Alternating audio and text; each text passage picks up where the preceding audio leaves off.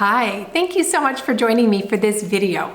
We are going to talk about communication styles, and this includes so many juicy things. I can't wait to dive in. So thank you for being here, and make sure you open up your workbook because there will be multiple parts of this, and I want to make sure we cover all of it together. So the first thing I want to talk about is kind of the standard general communication style category. And typically there are four main types of communication styles in the world, and they are just as follows. One is an assertive style, and that is where we say something like, I really prefer this type of experience and I would appreciate being able to have this experience. So there's no emotion, there's no blame, there's no shame, there's no layers of anything with that. It really is just an assertion of your needs or your wants. The next style is aggressive. And we all know somebody who, we've seen it on TV or maybe we've experienced in our life, somebody who is overly aggressive in their communication style. So they might go to yelling. They might go to very aggressive word choices. They might include, a very deep tone. So aggressive is something we know very well. The next one is passive aggressive. And this is really where you slide the attack in the back door. So instead of banging down the castle door from the front, you come around the back of the castle and you sneak in from behind. So this might be something like, your parents are coming over, so it might be nice if you pick up some of your things for once, right? That's a little bit sly of pointing out you're kind of living like a slob, and now would be a good time to stop living like a slob because your parents are coming over. The next style is submissive. And in this one, we are really renouncing our power in the relationship and we're just giving in. So the submissive person will really just say, okay, I will give everything up to you and you make all the decisions and I will abide by whatever you say. So within these four categories, I just want you to think, where do you fall most often? Now, in love relationships, it's often the case where we are either operating from a passive-aggressive space or a submissive space if we don't like conflict, right? If we're a family, if our family of origin had conflict or trauma growing up, chances are we aren't going to want to be aggressive. We are going to know to submit, because to submit means there's not going to be any problems and hopefully it'll go away quickly. So this is where knowing your history and your attachment style comes into play, because you understand what conflict meant for you as a child. You understand what conflict means in terms of a love relationship because you maybe saw your parents or your grandparents or aunts and uncles kind of have this experience together. So you understand what your role is to feel safe and secure. And sometimes that's assertive and that's being brave, and saying this is what I need. But oftentimes we're not there yet. Oftentimes we go either aggressive, passive aggressive, or submissive. So just be mindful of your communication style with your partner. And if a conflict is to arise, think back a few moments and think, what style were we both using? Did one partner come in very aggressive and the other partner become very aggressive and then together there was this volcanic explosion? Or was one partner submissive, one partner became submissive, and then we didn't talk for 4 days? And we just, changed our schedules and changed our routines and we really didn't even come together. So think about your communication style in the general sense of communication. The next piece of communication style is really looking at the 5 love languages. Now, Dr. Gary Chapman created this many years ago to help couples in his counseling practice find a way to reach each other. And there's a story I think Dale Carnegie had told once upon a time where he loved strawberries and cream. And he knew that one of his favorite things ever to eat was strawberries and cream. But he went fishing one day and he did not bring strawberries and cream because he knew that fish would not prefer that, and he brought worms, right? So it isn't necessarily about what you want for yourself. It really is taking yourself out of it and saying, what does my partner want in terms of recognizing a love connection, right? A bid for love, a request for love. Now, the 5 love languages are words of affirmation, quality time, physical touch, acts of service, and gifts. So on this chart, I just provide a quick reference guide for the path to summer and the path to winter for each love language. Now you can go to Gary Chapman's site, the5lovelanguages.com, and you can take the quiz and you can find you and your partner's love languages. You can take the quiz and get the results and see what is my primary love language, what is my secondary love language. And once you know that, come back to this chart and say, I want to know if my love language is quality time, what is the path to summer for me? Well, the path to summer for me would be spending time with my partner at 100%, with no distractions, no cell phones, no interruptions. Like that to me would be ideal. Now, what would be a path to winter if your love language was quality time? Well, if your partner wasn't being emotionally present, or maybe they said they would come and pick you up at a certain time and they just didn't even show up, or maybe they want to stay in big groups and not really have private time with you, that would be a path to winter, because your love language is quality time. And so being one-on-one in a close connected conversation or in close proximity without other things is your ideal way of communicating love, of feeling love, of giving love, of understanding love. So the path to winter is really helpful, because if you are finding yourself in winter a lot in a communication strategy or in a communication breakdown, we really want to look at why that might be. And one of the reasons is because we're not recognizing that the love language can inform our decisions. If your partner's love language is acts of service, and they really feel love and they receive love, and when they don't get it, they complain that they don't get this kind of love of acts of service, then if you promise something and you really overpromise and you underdeliver on your commitment, or you put other people on top of your partner's needs, they're definitely going to go to winter with you, because they are going to feel so unloved and so unappreciated. So if you know quality time or acts of service or gifts or words of affirmation or physical touch is your partner's love language, check the chart and see what is the path to summer if this person has this love language. And if you are finding yourself slipping into winter a few times, check what the path to winter is, because chances are you might be doing those things. If you are overcommitting, if you are missing, date night, if you are coming home late every night from work, and your partner is like, we have no quality time. Like I don't even know if I know who you are anymore. I feel like such a stranger. Then you can sit back and say, oh, okay, so for me to actually show her love in quality time, I need dedicated time, uninterrupted with no distractions. So let's go away for the evening, or let's go out to the park and have a picnic under the trees with no cell phones with us. Right? I must put quality time first on our list, because that's how she recognizes love. That's how she feels love. So knowing your 5 love languages and where you and your partner both fall in terms of your first and second one helps inform the ways that you reach out.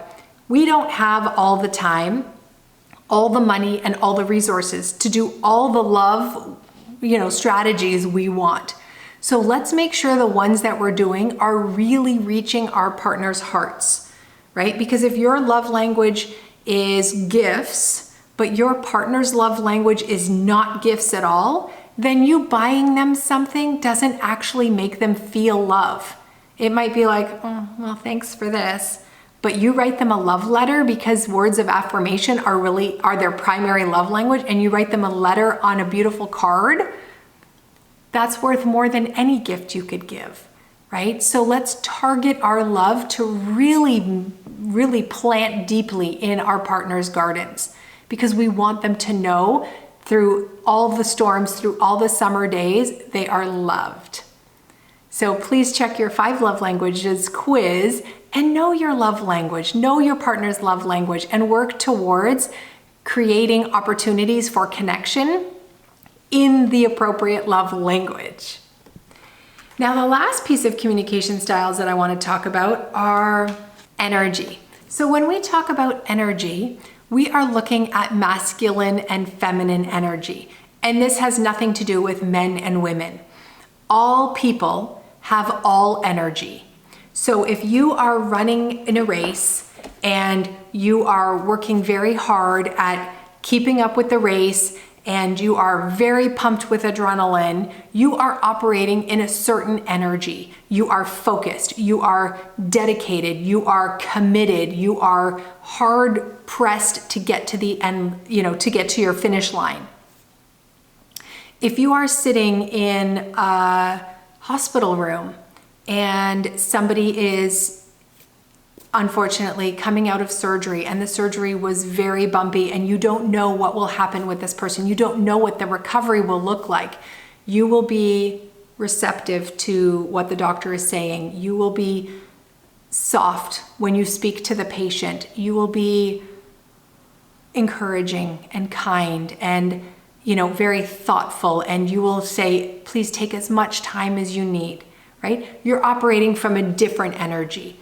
In the race scenario, we're operating from our masculine energy. And in the hospital room, we might be operating from our feminine energy. All people have all energy. And I think part of what happens with some of the toxicity in our relationships is that people don't remember that they have access to all energy. So all people can feel all things. So men can feel feminine energy and females can feel masculine energy, and non-binary people can also feel all energies, masculine energy and feminine energy. It isn't about your body or what body you are born into. It is about your energy. And so take a look at this chart below. We have here on one side some words, things like reasoning, rigid, logical, firm, certain, assertive, focused, risk-taking, and control. Those are masculine energy words. So if you are operating in a place where you need to take control of something, if, for example, you are in this hospital room and the person in the bed is starting, their levels on the screen are starting to beep, you might stick your head out the door and scream, "Doctor, get in here, something is happening." You are taking control. So you are in your masculine energy space. You are in your masculine communication space. Other words on the other side of that chart, of course, will then be in the feminine space. Words like intuition, emotional, internal, creative, flexible, vulnerable, responsive, and surrender. When we have words like this, when we have energy like this, it really does allow for the full spectrum of our relationships to evolve into their fullness, because we can be all things. And sometimes we get stuck in our own place. We think, I'm a woman, I need to be feminine, and I need to always stay in feminine energy. And that's actually not the case. We need to be balancing between two. We need to be able to go into both energies. Sometimes we need to take control, sometimes we need to surrender. So just look at your relationship with your partner and decide, where do you often operate? Now, people who operate both parties in the masculine energy tend to have more fireworks, both passionately fireworks and volatility and conflict fireworks, because they're both competing for that masculine space. And the masculine energy requires there to be a winner, right? Ultimate control, the alpha in the relationship. So if there's two dominant masculine personality energies, there can be conflict. If there are two feminine energies, then often things don't happen, right? Decisions don't get made because both parties just kind of sit in the surrender and nobody is taking control. So it really is important to recognize both energies and then create a plan of, when am I in my feminine energy? When am I in my masculine energy? And that goes for all people in the relationship, not just based on the gender that you have. We all have all energy. And so sometimes the person who is more passive needs to take control. And the person who is more typically in control needs to surrender and allow the other person to rise up and take in the masculine energy space. So it is a dance, unlike other parts of communication. Energy in particular is a very sensitive dance. And if you're having a lot of conflict or a lot of stuckness in your relationship, take a look at the energy piece, because it could very well be that that hasn't been fully defined for yourself and for each other. So when we think about energy, it really isn't just about anything woo-woo. It really is about how we communicate. Are we upfront? Are we, in that assertive space? If we are often submissive in our style, we are often in our feminine space, right? Because we are not taking control. We are not putting our needs out there. We are not asking for what we want. We're just being so flexible that anything can go. But that really isn't honoring who we are. And when we think about communication, of course, there's the words that we say, but then there's all the words, all the communication we give off that don't include words. So when we have nonverbal communication, we really have to look at, what is our body stance? Are we closed? Are we covering our faces? Are we, doing a lot of things to just kind of keep us protected and covering ourselves with, emotional invisible armor? Are we really big with our, are we really big and loud and using our hands and doing a lot of motion? And, is that to dominate in a situation, or is that really just a style and a cultural piece of how we draw people in? So take a look at the way your body gets used. Do you sit close with your partner and, kind of rub their arm when you're talking about something that could be stressful, right? So you're giving them physical touch and you're saying, I know we need to talk about the finances and I'm worried too. Rub, rub, rub. What do you think we could do to make sure we're okay this month?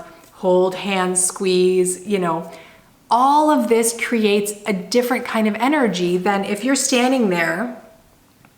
So I think we're going to be a little bit tight on money this month. So what are we supposed to do about that? Right? Totally different outcome, right? One is absolutely a path to winter. And the first one was a path to summer, right? Having physical touch, having close contact, holding hands, being on the same team, shoulder to shoulder. What is the financial worry? Let's face it together. Versus you versus me against each other, and we're going to fight about it. So be conscious of your body language, of your tone, of your volume, of your gesturing, and of your words, right? If your words are, if you're thinking my words are fine, they're just, they're sharp and they're to the point, that could be a very heavy masculine energy. And perhaps you need to temper that a little bit in certain situations where your partner is really hurting. Because having sharp words when their heart is open, it can cut them. So know that if you are deep in that masculine energy space, how can you bring yourself a little bit closer to center? To the center point where you are a little bit masculine, but recognizing the feminine, the softer, the flexible, the sensitive side, right? We don't want to raise our children knowing that boys can't cry or girls can't be tough, right? We are getting to a place in this culture in positive parenting where we want everyone to recognize all their feelings. And that is a healthy place to be. And I'm sad we ever deviated from that.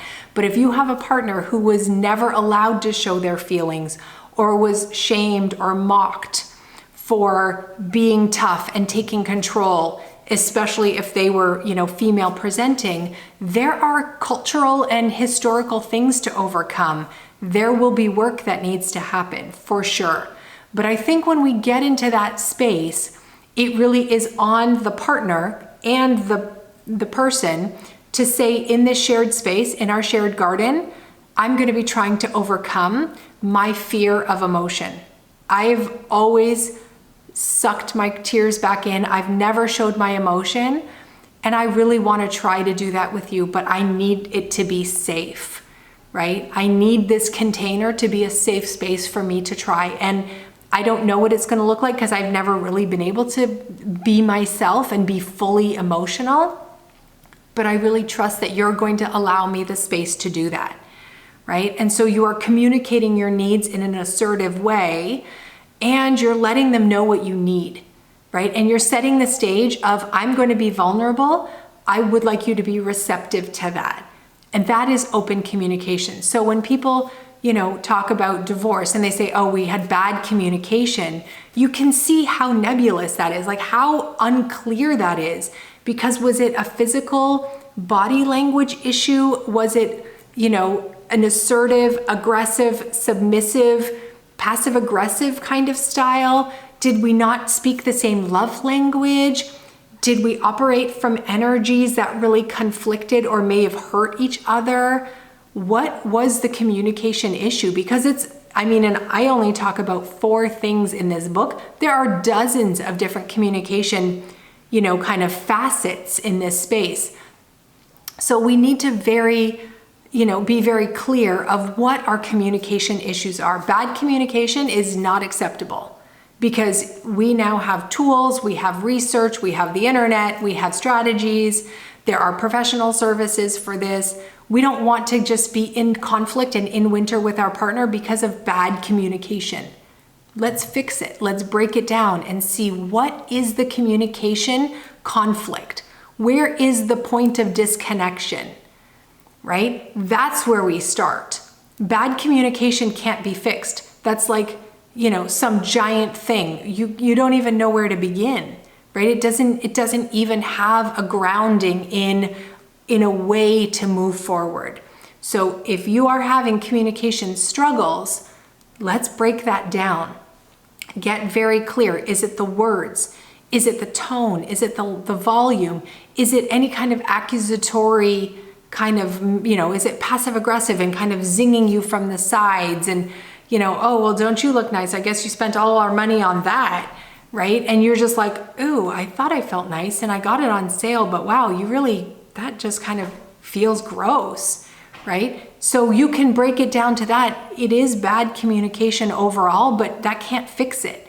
So hopefully some of these tools and strategies will help you get a little clearer on the communication piece in your relationship so you can really build a path to summer, because that is ultimately where we want to go. And in summer, we communicate on all levels, emotionally, spiritually, verbally, non-verbally, energetically, right? Who even knew about energetic communication? But here it is. It is a layer of how we share our thoughts and read our thoughts from our partners. And it's crucial. So thank you for joining. You have lots of work to do in this workbook, I know, but take your time, however long it takes you to go through each of the different sections.